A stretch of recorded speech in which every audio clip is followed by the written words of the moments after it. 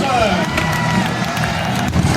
And running back number 22, Doug Martin. Wide receiver number 19, Mike Williams. And wide receiver number 83, Vincent Jackson.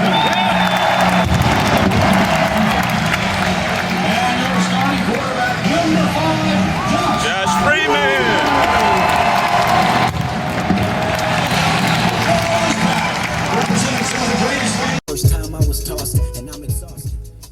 Yo, what up, YouTube? Your boy Hillsboro 34 here, coming to you. The Baltimore versus Tampa Bay game is still going on. We were down 13-16. Me personally, the way I look at that game is not a game that's about a win or a loss, but I'll tell you the things that I can take away from this game that are almost definitive. I know it's hard to start commenting on a week 1 game and making conclusions, but let me just let y'all know what I saw, and then we'll see how it ends up at the end of the preseason. Ogletree is going to beat out Underwood for the slot easily. He's going to beat out Underwood. Brian Leonard, he had a touchdown. He looked good as a backup. He looks good complimenting Doug Martin. So Brian Leonard is going to be the backup. Peyton Hillis, he was running hard and getting yardage, but he got hurt and he fumbled. I don't know if the injury is serious or not, but he was in with like the 3s and 4s, so we don't really know his status. Crabtree had like a 61-yard catch. Crabtree might end up taking a tight end spot. Jonathan Banks, woo, if I can talk about somebody that looked impressive, Jonathan Banks.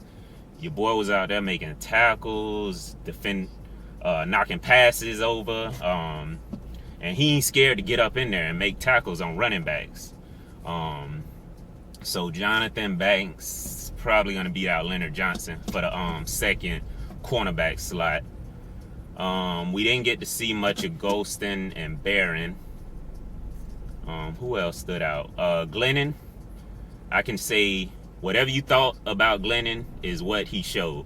If you thought, he's a I mean, like I said, it's still too early, so I'm just talking based on the little bit that I saw. I think it's probably mid-4th quarter now.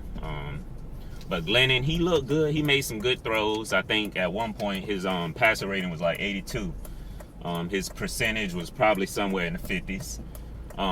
He has a big arm. He can throw the hell out that ball. He can throw the ball deep. But you can tell on the intermediate short throws, he's not all that accurate. He threw a pick, and it was one of those throws, from the stadium seats where you're like, why in the hell did he make that throw? So Glennon, he is what we, as Dennis Green would say, he is what we thought he would be, or is what we thought he is. But let me see what else. Doug Martin, they kind of bottled Doug Martin up, so they pulled him early, which I understand because he don't need to play much anyway. Freeman, you can tell it's the preseason. The refs were rusty, and Freeman was But I'm going to end it on this note. On the radio, they were talking about how basically Glennon putting pressure on Freeman is non-existent because basically, if you look at it, if they don't decide to renew Freeman, he's going to be the number one free agent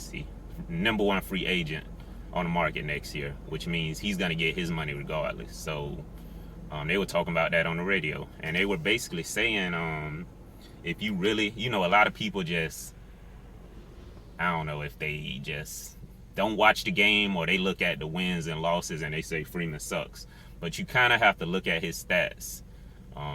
And that's what they were talking about on the radio. They was like, when you look at all that as a whole, he's a good quarterback. And I mean, I know this, so I'm sticking with my dude, Josh. And like I said, Mike Glennon is not taking his job. That was a wasted 3rd round pick. But I'm going to end the video on that. I don't want to make this too long. Next preseason game is, I could be wrong. Let me see. They gave me a schedule at the game when I walked in.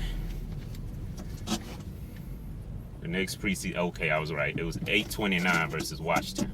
So, yeah, I'll go ahead and post this video, and then I'll let y'all then out.